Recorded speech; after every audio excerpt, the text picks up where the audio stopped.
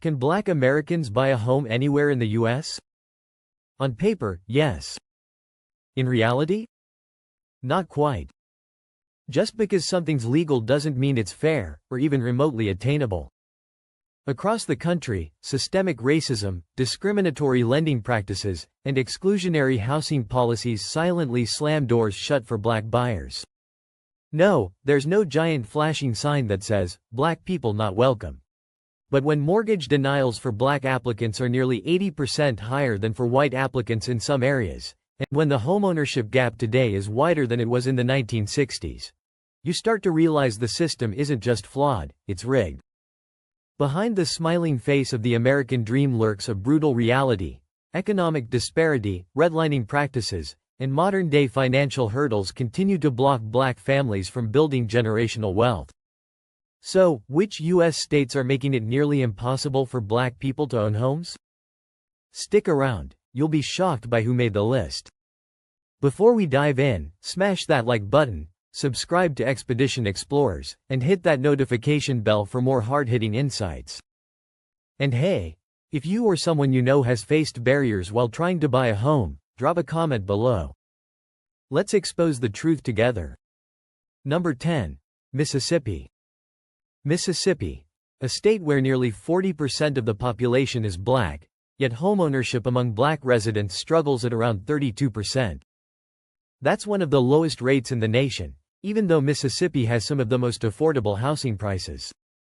You'd think that affordability would help, but systemic issues run deep.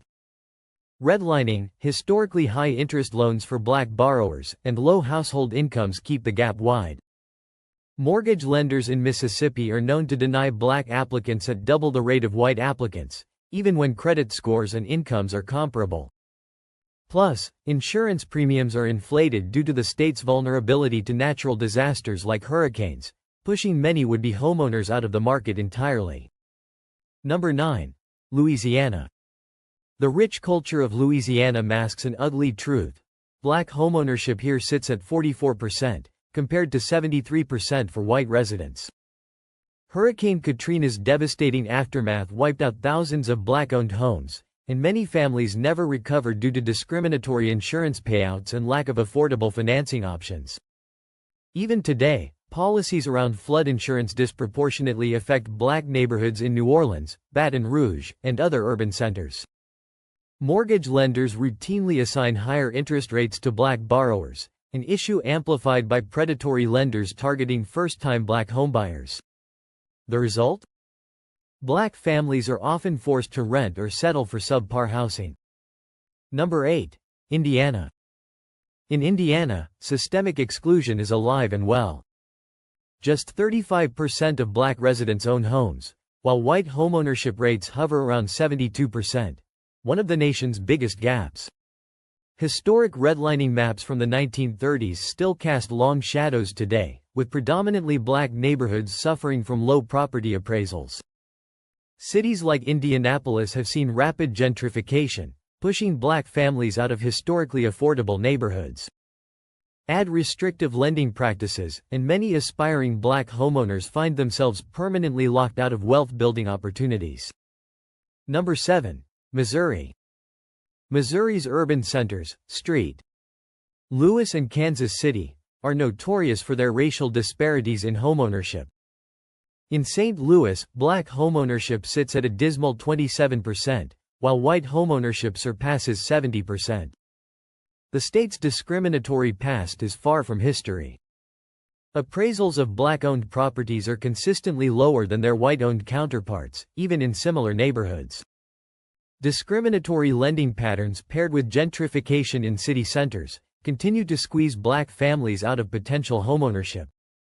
Legal loopholes favor landlords and make it difficult for first-time Black buyers to access affordable financing options. Number 6. Nebraska. Nebraska's Black population is small, just around 5% statewide, but the disparities are massive. In Omaha, Black homeownership rates sit below 35% compared to 68% for white households. Gentrification is running rampant, especially in North Omaha, a historically Black neighborhood. Property taxes have soared as wealthy investors buy up affordable homes, flip them, and raise prices beyond what longtime black residents can afford. Assistance programs from the state often exclude these residents due to narrow eligibility requirements, leaving many without support. Number 5. South Dakota. South Dakota, known for its wide open spaces and scenic beauty, hides a grim reality for black homebuyers. Only 11% of black residents own homes here, the second lowest rate in the country. Mortgage denials are frequent, even for qualified black applicants with strong financial profiles. The scarcity of black-owned businesses and support networks adds another layer of difficulty, leaving black residents with few resources to combat discriminatory lending practices. Appraisal bias and inflated property taxes often diminish the value of homes owned by black families, limiting wealth-building opportunities. Number 4. North Dakota. North Dakota isn't much better, with black homeownership rates lingering below 15%. Despite an economic boom fueled by oil and energy, black residents are often left behind due to exclusionary lending practices and minimal access to culturally competent financial services. The state's housing assistance programs rarely focus on minority communities, leaving black residents with limited pathways to homeownership. Low housing stock in urban areas like Fargo and Bismarck worsens the problem, as rising prices push affordable housing out of reach. Number 3. Iowa.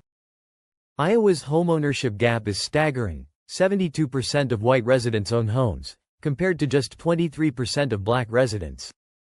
The state's agricultural wealth hasn't translated into equitable access to housing. Mortgage denial rates for black applicants are double those of white applicants, and low-income black families struggle against rising property taxes and stagnant wages. Urban gentrification in cities like Des Moines has forced many black residents out of affordable neighborhoods, leaving few viable options for first-time buyers. Number 2. Minnesota. Despite its progressive reputation, Minnesota has one of the worst black-white homeownership gaps in the country. Only 25% of black residents own homes, while white homeownership rates soar above 77%. Discriminatory housing practices have deep roots here, with historic redlining still influencing modern lending decisions. Programs designed to help first-time buyers often exclude black applicants through hidden biases in eligibility criteria, credit score requirements, and income thresholds. The result? Generations of black families remain locked out of wealth-building opportunities. Number 1. Wisconsin. Congratulations, Wisconsin! You've officially earned the title of worst state for black homeownership in America. Wisconsin, a state where systemic housing discrimination is practically institutionalized.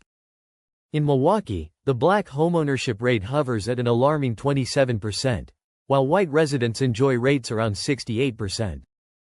The racial wealth gap in Wisconsin is fueled by decades of discriminatory lending practices, zoning laws, and redlining that left black families unable to build generational wealth. A 2020 study showed that black applicants were denied mortgages at 2.3 times the rate of white applicants, even when controlling for income and creditworthiness. The American dream promises opportunity for all, but for millions of black Americans, the road to homeownership remains blocked by systemic racism, predatory lending, and exclusionary policies. If you found this eye-opening, or just plain infuriating, smash that like button so this truth doesn't stay hidden. And don't forget to subscribe for more deep dives into the realities we need to confront. What state do you think is the hardest for black homeownership? Share your thoughts in the comments below. I want to hear your stories.